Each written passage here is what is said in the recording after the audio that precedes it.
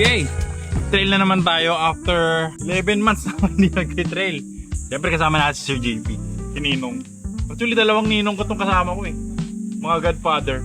So yun nga mga tol, hindi tayo sa Ardent Trails. So titestingin muna namin tong trail, tong Ardent Trail. Siyempre kasama, guided kami ni Sir Cho. Bago mangyari yung event na Corsa Dirt Madness. So free entry itong event namin para sa mga naka-Corsa users. Tapos para sa mga hindi naman naka-Corsa gusto maka-experience, may for rent na motor.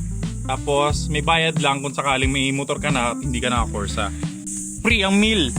Free ang meal namin. Free ang meal nyo rito pag nangyari na yung kaling atin kayo ng Corsa Dirt Madness. At syempre may mga palaro tayo, pa-tournament din tayo. Kung gusto nyo lumapag, let's go.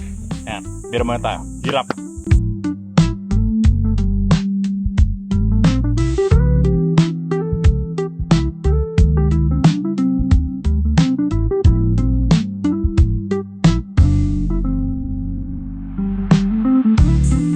Okay.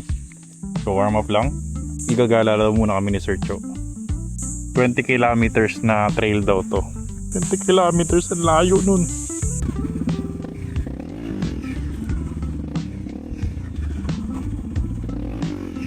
Woo! May tatlong segments. This segment is the blue zone, intermediate. May konting off-camber, konting rise, konting ano.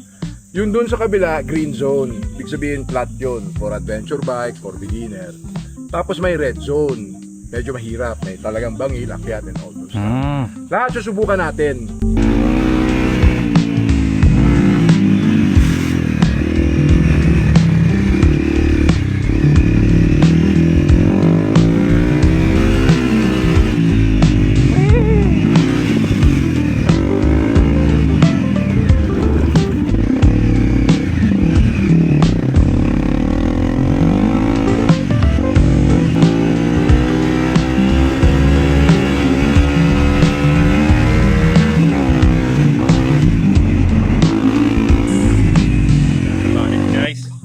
Maraming salamat sa panunod.